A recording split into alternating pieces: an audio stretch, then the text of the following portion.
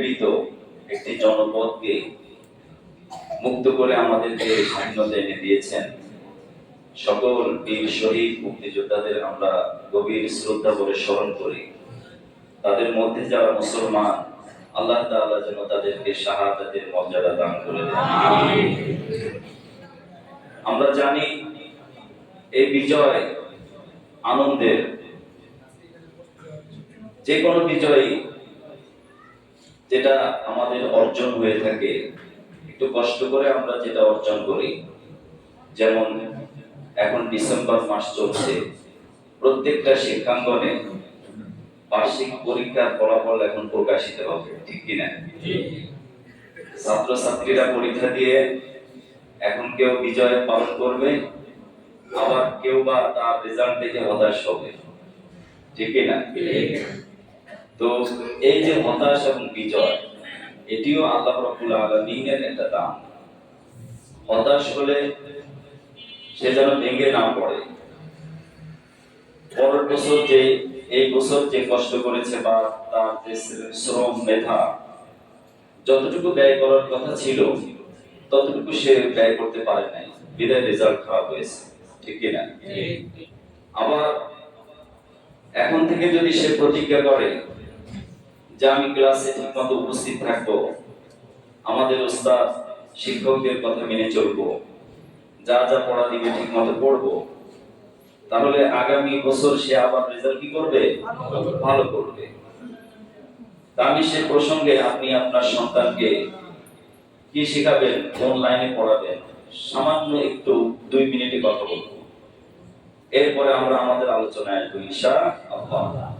প্রথমত আমরা এখনই সবাই পরিকল্পনা করি আমার আপনার সন্তানকে কোন লাইনে পড়াবো, কি বানাবো, সে ভবিষ্যতে আমার আপনার জন্য কি হবে, আমার আপনার কল্যাণের জন্য কি করবে, নিজের কল্যাণ, পরিবার, সমাজ, দেশ সে কি দিবে। এই ধরনের চিন্তা আমরা প্রত্যেকে করি কি করি না? সবাই করি।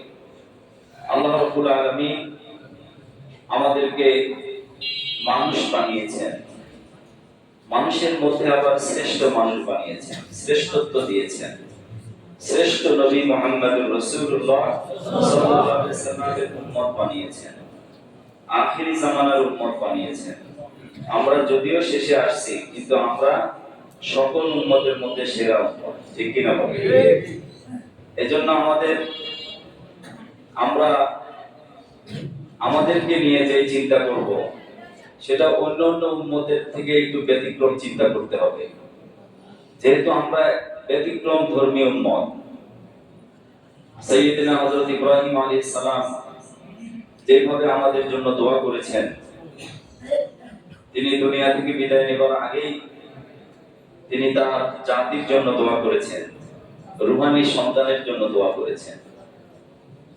রব্বি জাআলনি মুকিমাস সালাহ ওয়া মিন যুররিয়্যাতি রব্বানা ওয়াজআলনা মুসলিমাইনি লাকা ওয়া মিন যুররিয়্যাতিনা উম্মাতান মুসলিমাতান লাক। অসংখ্য দোয়া সমৃদ্ধ পবিত্র কোরআনুল কারীম, যেখানে হযরত ইব্রাহিম আলাইহিস সালামের দোয়ায় ফুটে উঠেছে যে তিনি তার বংশধর থেকেই রাহমাতুল লিল আলামিন মুহাম্মদুর রাসূলুল্লাহ সাল্লাল্লাহু আলাইহি সাল্লামকে চেয়েছেন কার কাছে? আল্লাহর কাছে। এরপর তিনি আবার বলেছেন যে শ্রেষ্ঠ উম্মত বানান, শ্রেষ্ঠ জাতি বানান, আমাদেরকে জাতির কর্ণধার বানান, আমার পরবর্তী যারা আমার রূহানী সন্তান তাদেরকে জাতির নেতৃত্ব দান করেন। আমাদেরকে তিনি নেতৃত্ব দেওয়ার জন্য আল্লাহর কাছে আহ্বান করেছেন। এটা কি আমরা জানি? নেতৃত্ব আমাদেরকে দেওয়ার জন্য তিনি আল্লাহর কাছে দোয়া করেছেন। এই দোয়ার ফসল হিসাবে আমাদের কি করণীয়? আমাদের করণীয়, আমরা যদি একজন আদর্শ মুসলমান হই, আমরা যদি শিক্ষায় এবং সকল প্রকারের জ্ঞান গরিমায় যদি সমৃদ্ধ হই, তবে আমরা এই জাতির সঠিক রাহবার অথবা সঠিক নেতৃত্ব দিতে পারবো। সেজন্য আপনাকে আমাকে আমাদের সন্তানদেরকে কোরআনের শিক্ষা সবার আগে দিতে হবে, ঠিক কিনা বলেন? এতে কারো কোনো সন্দেহ আছে? কারণ ইসলাম কমপ্লিট কোড অফ লাইফ, এটা আমরা সবাই জানি। জীবনের রান্নাঘর থেকে শুরু করে পার্লামেন্ট পর্যন্ত প্রত্যেকটা জায়গায় ইসলামের সুনির্দিষ্ট করণীয় বর্জনীয় নীতিমালা আছে না নাই? আছে। এজন্য আমি আপনি নিয়োগ করে আমার সন্তানকে, অন্তত যাদের সন্তান নাই একটা নাতিকে, অথবা যাদের নাতি নাই নিজের আত্মীয় স্বজনের মধ্যে সম্ভব হলে সবাইকেই, অথবা প্রয়োজনে একজন দুইজনকে একটু আলেম বানাবো ইনশাআল্লাহ। কারণ এই আলেম সমাজ আস্তে আস্তে কমে যাচ্ছে, যদিও আমরা অনেক বেশি দেখি, কিন্তু সত্যিকারে কোরআন হাদিস জানা আলেমের সংখ্যা এখন অনেক কম, ঠিক কিনা বলে? ঠিক ভালো জানাশোনা উকিলের যেমন সংকট আছে, জানাশোনা শিক্ষকের সংকট আছে, প্রত্যেকটা স্তরেই জানাশোনা মানুষের সংকট আছে, আছে না নাই? এই আহ্বান রেখে আমি শুরু করছি। এই বিজয় এটি আমরা অর্জন করেছি 1971 সালে। স্বাধীনতার আজ 54 বছর পার হয়েছে। একটি সুখী সমৃদ্ধ সোনার বাংলাদেশ গড়ার জন্যই যারা নিজের জীবন বাজি রেখে মুক্তিযুদ্ধ করেছেন, তাদের সেই স্বপ্ন কি এখন বাস্তবায়ন হয়েছে? এখনো দেশ সত্যিকার অর্থে সকল প্রকারের প্রভু এবং দাবিদার মুক্ত হতে পেরেছে? আমরা সব সময় নিগৃহীত এবং আমাদের পার্শ্ববর্তী একটি দেশের দ্বারা সব সময় আমরা জুলুমের শিকার হয়েছি, ঠিক কিনা বলেন? যার কারণে গত বছর আবার নতুন করে বাংলাদেশের মানসিক দ্বিতীয় স্বাধীনতা এনে দিয়েছে, ঠিক কিনা বলেন? এজন্য এই বিজয়ে আমরা কি করব? আল্লাহ রাব্বুল আলামিন পবিত্র কোরআনুল কারীমে আমাদেরকে 4টি নির্দেশনা দিয়েছেন। কয়টি? 1 নম্বর হলো, যে কোনো বিজয় এটা আমার আপনার ব্যক্তিগত যোগ্যতায় অর্জন হয় নাই, একমাত্র আল্লাহর সাহায্য ছাড়া কোনো সফলতা আসতে পারে না। এই ইয়াকিন এবং বিশ্বাস আমার আপনার মনে রাখতে হবে, ঠিক আছে না? আমি আপনি চেষ্টা করব, ঠিক আছে, আমি আপনি অনেক পরিশ্রম করব, তাও ঠিক আছে, সেটাও আল্লাহর নির্দেশ। কিন্তু বিজয় আসতে পারে অথবা আমি ব্যর্থ হতে পারি। যা কিছু করব একমাত্র আল্লাহর সাহায্য ছাড়া করা সম্ভব নয়। আল্লাহর সাহায্য ছাড়া, আল্লাহ পাকের মদদ ছাড়া কোনো কিছুই অর্জন করা সম্ভব নয়। এটা হলো 1 নম্বর। এজন্য আল্লাহর সাহায্যকে আমরা সব সময় কি করব? সবার আগে প্রাধান্য দেব। প্রত্যেকটা কাজে আমরা আল্লাহর সাহায্য চাইব। নামাজে বলেন, কাজে বলেন, যে কোনো কাজে আমরা সাহায্য চাইব কার কাছে? ইজা জাআ নাসরুল্লাহ, যখন আল্লাহর সাহায্য এসেছে, কোন ধনবল জনবল অথবা কোন অস্ত্রবল অথবা কোন দল, কোন রক্তচক্ষু ইত্যাদি, এগুলো কিন্তু মানুষের বিজয়ের কারণ নয়। একমাত্র আল্লাহর সাহায্য আসছে বলে বিজয় হয়েছে, ঠিক কিনা বলে? এই 1 নম্বর আমাদের করণীয়, যে বিজয়ের সময় আমরা আল্লাহর সাহায্যের কথা স্মরণ করব। 2 নম্বর হলো, ইযা জা নাসরুল্লাহি ওয়াল ফাতহ ওয়া রাআইতান নাস ইয়াদখুলুনা, আল্লাহ রাব্বুল আলামিন বলেন, যখন সাহায্য আসলো আপনি মানুষকে দেখলেন যে দলে দলে দলে দলে ইসলামে প্রবেশ করছে, বলি আলহামদুলিল্লাহ। কারণ এটাও কার সাহায্যে আসছে? দলে দলে যে মানুষ মুসলমান হচ্ছে, এটা কার সাহায্যে? আল্লাহর সাহায্যে। অতএব এই সাহায্য যে আমরা পেয়েছি, এজন্য আমাদের 3টা করণীয় কাজ আছে। কয়টা কাজ? 1 নম্বর হলো ফাসাব্বিহ বিহামদি রাব্বিকা, ফাসাব্বিহ, অতএব আপনি আপনার রবের প্রশংসা মিশ্রিত তাসবিহ পড়ুন। 1 নম্বর হলো আল্লাহ রাব্বুল আলামিনের প্রশংসা সুলভ যত তাসবিহ আছে, 1 নম্বরটি আলহামদুলিল্লাহ। বলি সবাই আলহামদুলিল্লাহ, সুবহানাল্লাহ, সুবহানাল্লাহ, আলহামদুলিল্লাহ, আলহামদুলিল্লাহ, ওয়ালা ইলাহা ইল্লাল্লাহু আল্লাহু আকবার। প্রশংসা করলাম কার? এই আল্লাহ পাকের প্রশংসা করা দিতে হবে। আর যে ব্যক্তি আল্লাহর প্রশংসা করবে সুখে দুঃখে বিজয়ে অথবা হতাশায় সব অবস্থায় আল্লাহর শুকরিয়া আদায় করবে, প্রশংসা করবে, তার অসংখ্য বেনিফিট এবং ফায়দা রয়েছে।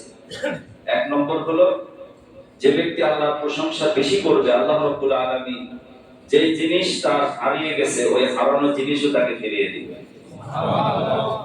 অনেক জিনিস আছে সে কষ্ট করে পাচ্ছে না, আল্লাহর প্রশংসা বেশি করার কারণে। এজন্য নবীজি বলেন কোন ব্যক্তির যদি একটি পা ভেঙে যায় অথবা একটা হাত ভেঙে যায়, একটা চোখ অন্ধ হয়ে যায়, সেও যেন আল্লাহর প্রশংসা করে। এখন প্রশ্ন করতে পারেন চোখ অন্ধ হলে পা ভেঙে গেল তারপরে কেন আল্লাহর প্রশংসা করব? বলেন তো উত্তর কি হতে পারে? আল্লাহর প্রশংসা এই জন্য করব, আল্লাহ রাব্বুল আলামিন আমাকে চলার জন্য পা দিয়েছেন কয়টা? আমাকে ধরার জন্য হাত দিয়েছেন কয়টা? দেখার জন্য চোখ দিয়েছেন দুইটা।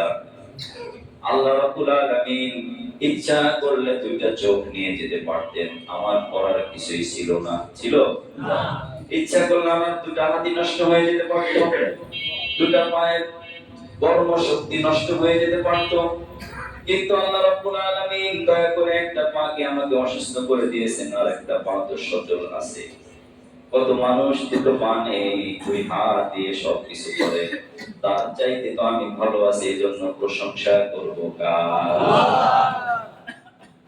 হতাশ হব না, চিন্তিত হব না, পেরেশান হব না, প্রশংসা করবো আল্লাহ রাব্বুল আলামিনের। যখন বান্দা বেশি প্রকারে আল্লাহর প্রশংসা করে, আল্লাহ রাব্বুল আলামিন যা দয়া করেছেন তার চাইতে দয়ার সাগর তার জন্য বন্ধ করে দেয়।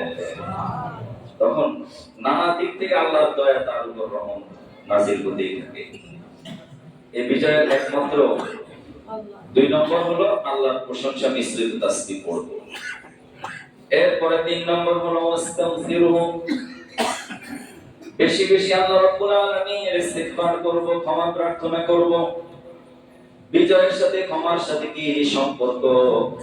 বিজয় তো এক জিনিস, ক্ষমা চাওয়া আরেক জিনিস। দুইটার সাথে সম্পর্ক কি? দুইটার সাথে সম্পর্ক থাকতে হবে না? আরে বিজয় অর্জন করেছে আবার ক্ষমা চাইবো কেন? ক্ষমা চাইবো এই জন্য যে আল্লাহ রাব্বুল আলামিন এই বিজয় অর্জন করতে গিয়ে আমার দ্বারা কোনো অন্যায় অপরাধ হতেও পারে, পারে কি পারে না?